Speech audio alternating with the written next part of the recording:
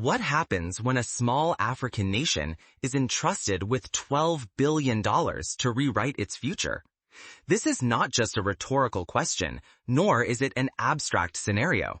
This is the reality facing Botswana today, a nation standing at the threshold of transformation, its fate intertwined with a sum of money large enough to alter destinies and redefine what is possible, not only for itself but for the entire continent.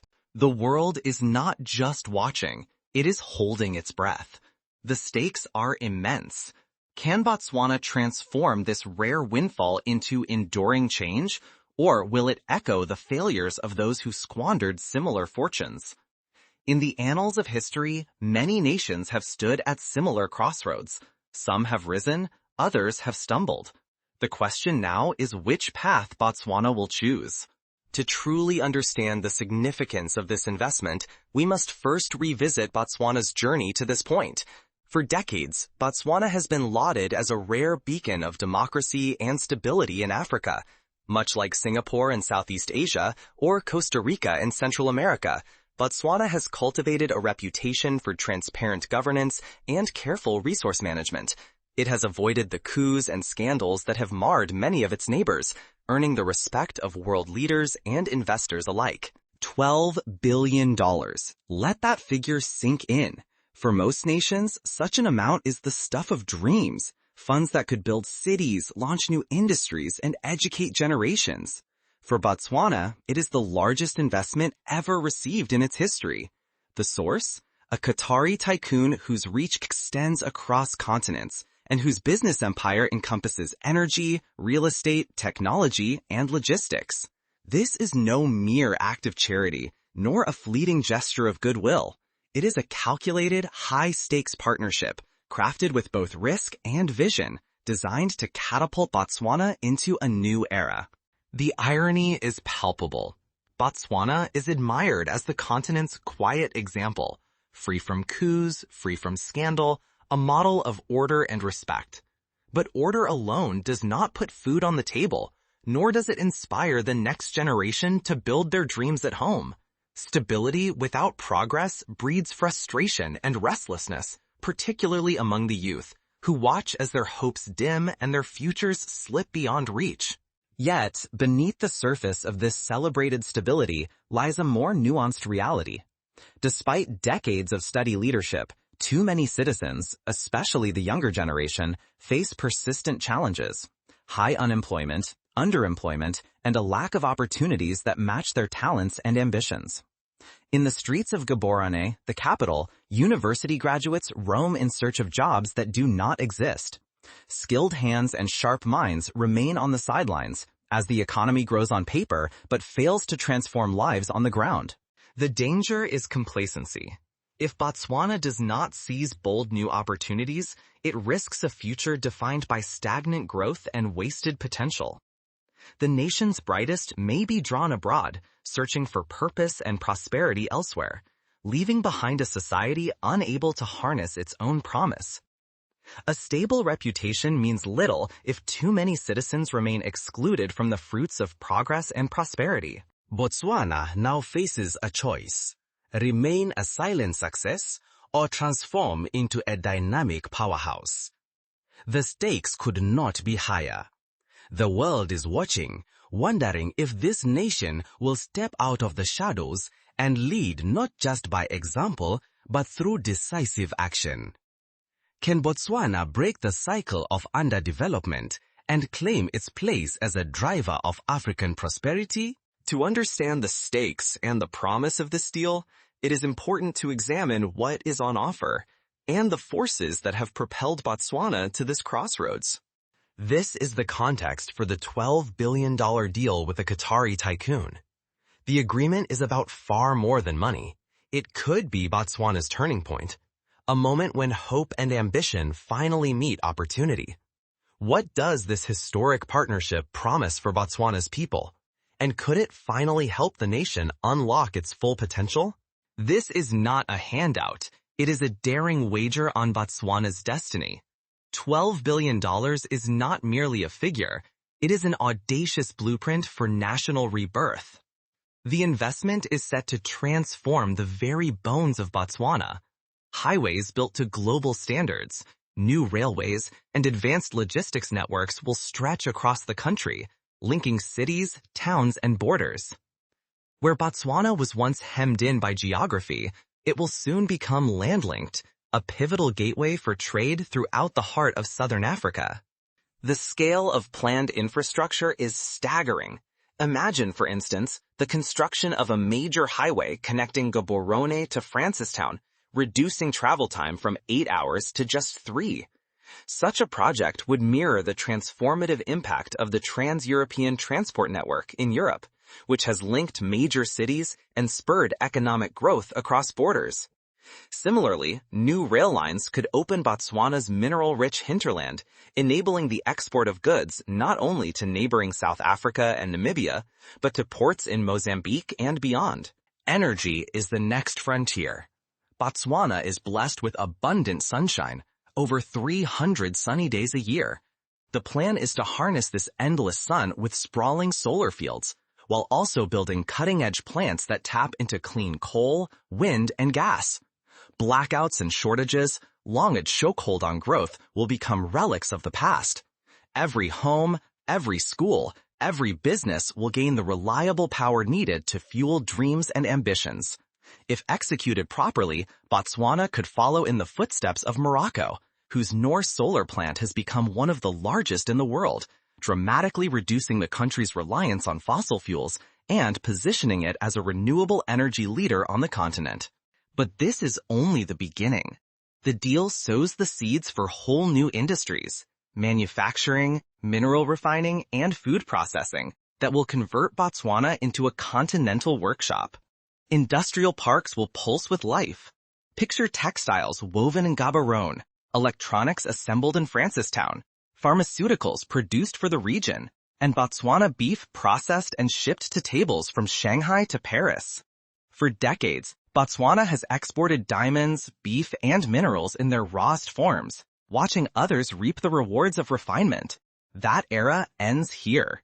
The vision is bold. Botswana as an exporter of finished goods, diamonds cut and polished to brilliance, premium beef expertly packaged and branded, electronics and machinery engineered by local hands. Consider the example of South Korea in the second half of the 20th century. Once a war-torn agrarian nation, it invested heavily in education and industrialization with targeted partnerships and foreign investment. Today, it exports not only raw materials, but high-tech products, cars, and ships, with brands like Samsung and Hyundai known worldwide. Botswana's leaders hope to emulate such a transformation, using this investment to move up the value chain and become a regional, even global player in finished goods. This is not just about products, it is about people. The promise is sweeping.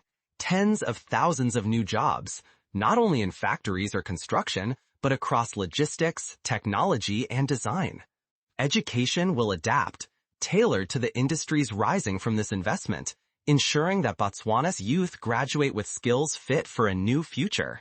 For the young, this is a pledge of opportunity, dignity, and the power to build a life without leaving home. Or a young woman in Maun, previously limited to seasonal tourism work, now training in advanced electronics manufacturing. Or a group of graduates in Saroe founding a tech startup focused on logistics optimization, benefiting from new incubators and access to capital. These are not distant dreams. They are scenarios that have played out in places like Vietnam, where foreign investment and targeted education reforms have lifted millions out of poverty and created an emerging middle class. But ambition carries real risk. If this transformation is mismanaged, Botswana could see billions wasted, inequality rising, and its name tarnished before the world. The stakes are immense. The world watches to see if a small nation can shatter the cycle of dependency, or repeat the missteps of those who tried and failed before. Now, with the ink barely dry, Botswana stands at a crossroads. The first test will come sooner than anyone expects. With each step forward, an old ghost stirs. Will Botswana's hard-won dreams unravel under the weight of history? Yet the vision is even broader. Health and housing are woven into the deal. New pharmaceutical plants to secure medicine at home, sustainable urban projects to create homes and vibrant neighborhoods. Modernization will not erase tradition. Instead, investment in culture and heritage will guarantee that progress deepens identity, not dilutes it.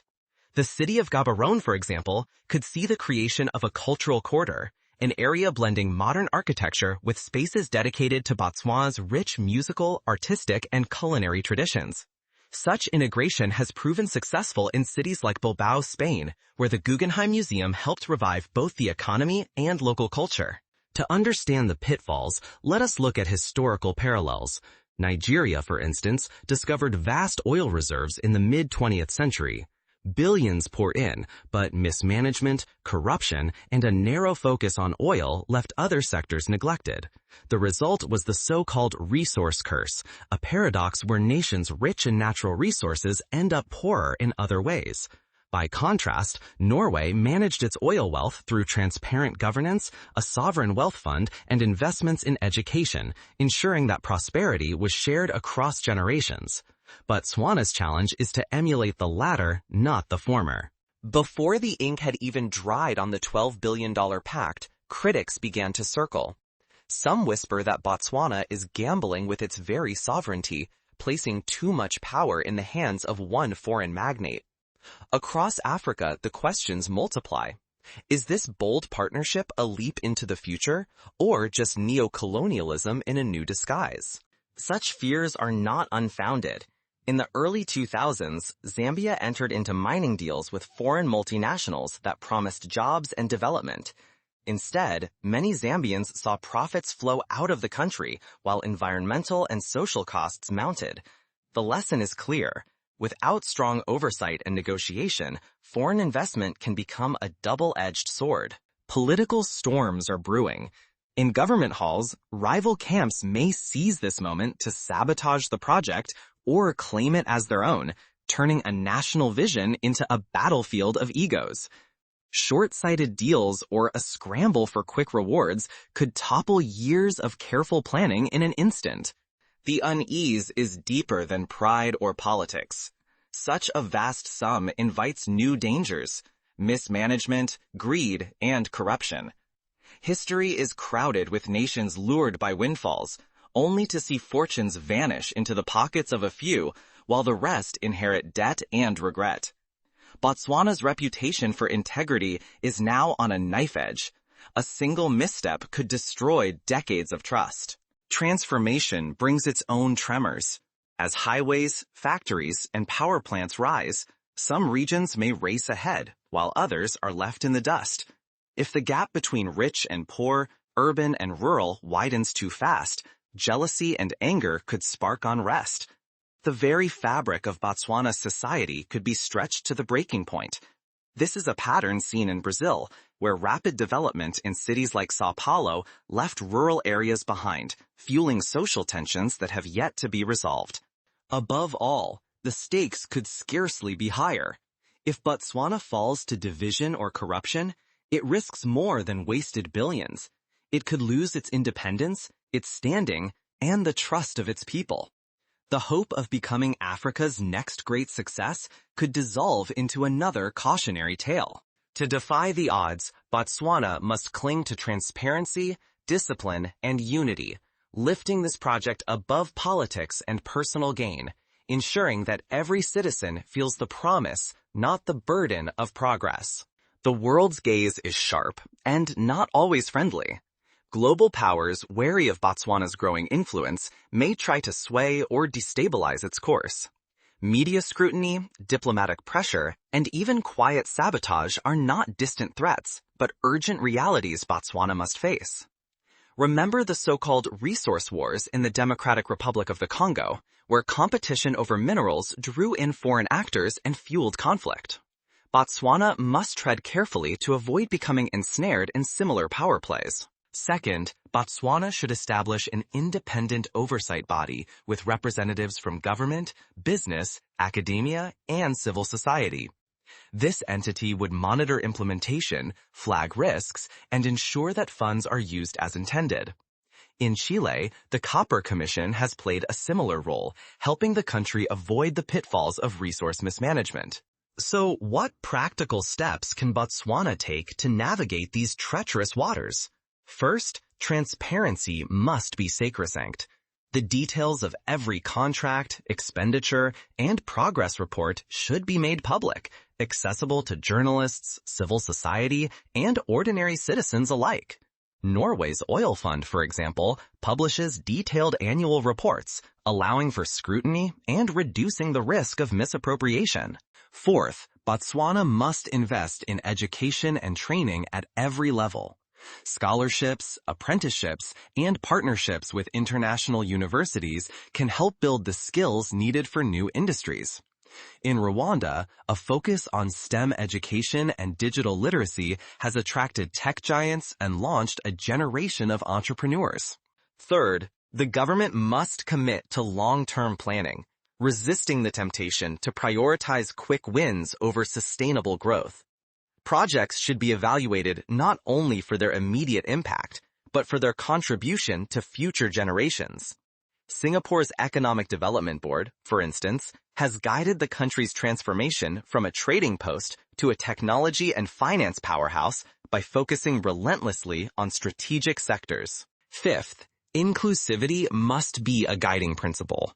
Women and young people cannot remain on the margins. They must be empowered and called forward to lead, whether in classrooms, boardrooms, or parliament. Botswana's progress hinges on the full participation of every citizen, especially those whose voices history has too often overlooked. In Ethiopia, targeted programs to empower women entrepreneurs have lifted thousands out of poverty and fueled broader economic growth. Eighth, Botswana must safeguard its cultural heritage even as it modernizes. Progress need not erase tradition. Languages, music, festivals, and crafts should be promoted, not sidelined. South Korea's Hanok villages and traditional music have been preserved alongside rapid urbanization, strengthening national identity. Sixth, the government must actively engage the diaspora, Botswana's sons and daughters scattered across the globe. Many have gained experience in world-class industries and can bring back expertise, capital, and global networks.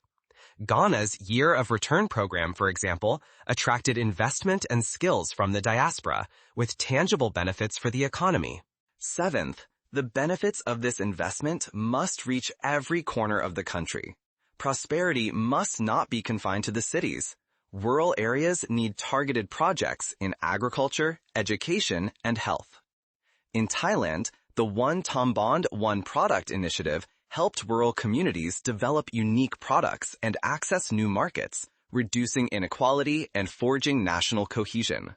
As the dust settles and construction begins, the true test of leadership and vision arrives. Every decision now will echo for generations. $12 billion is not a shortcut. It is a crucible for an entire nation.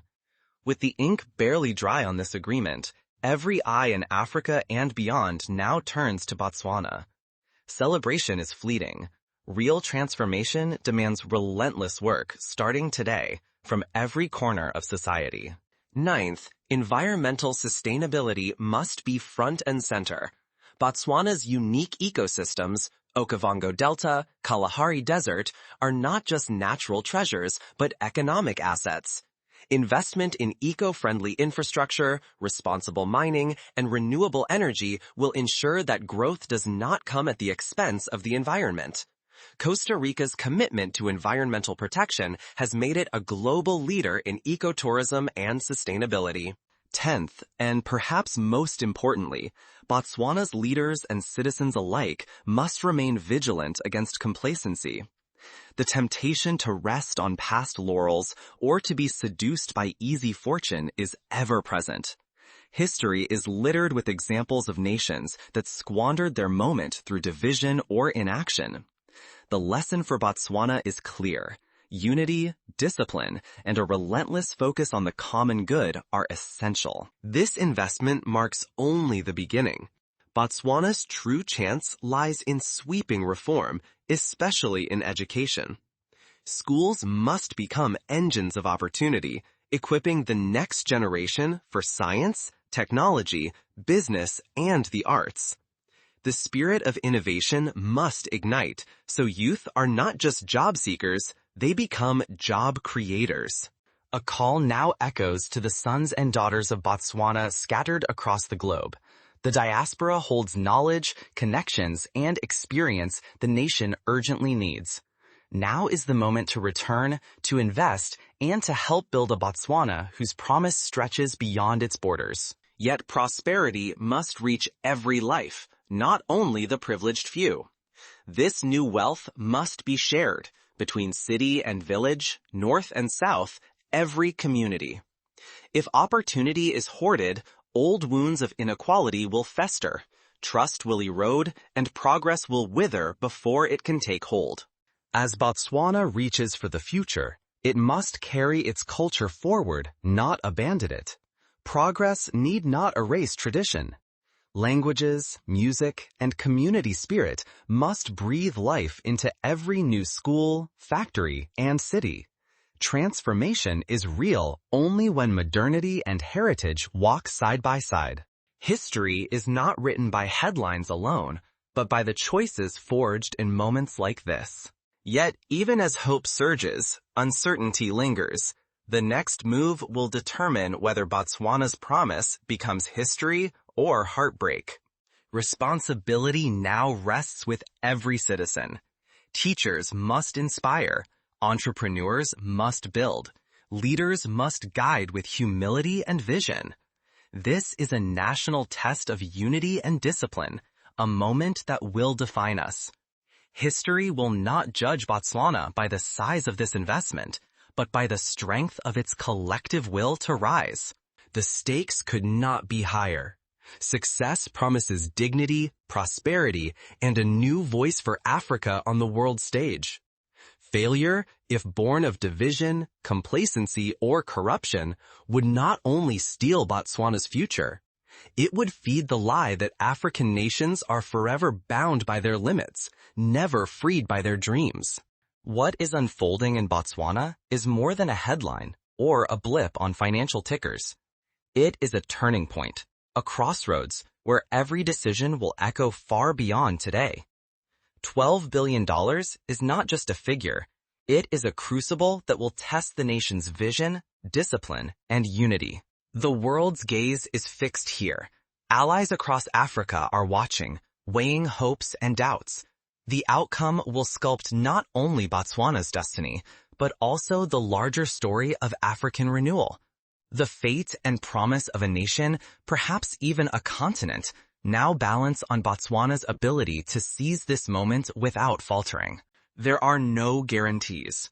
Wealth can be a spark for progress, or a fuse for division. New roads and towers may unite or isolate. The task is not simply to build, but to transform, ensuring that every investment breeds opportunity, that every job upholds dignity, that each promise is honored in action. Botswana stands as a challenge to every nation that dreams of more. Will you break the old patterns, resist the seduction of easy fortune and shortcuts, and choose the harder road of shared integrity and progress? True transformation will not come from contracts alone. It will demand leaders who listen, citizens who demand accountability, and institutions that stand transparent and just. Now, as the ink dries on these historic agreements, the real test begins. The world waits, not just to see what is built, but who Botswana becomes. The promise of transformation burns bright, but fulfilling it will require courage, wisdom, and unity at every level. This investment is a mirror, reflecting both the best and worst of what is possible.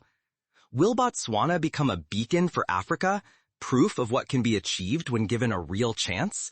Or will it become a warning, another chapter of squandered potential, division, and regret? The answer will not be written by tycoons or summarized in headlines. It will be earned, day by day, by the choices of Botswana's people. Botswana's opportunity is as rare as it is immense.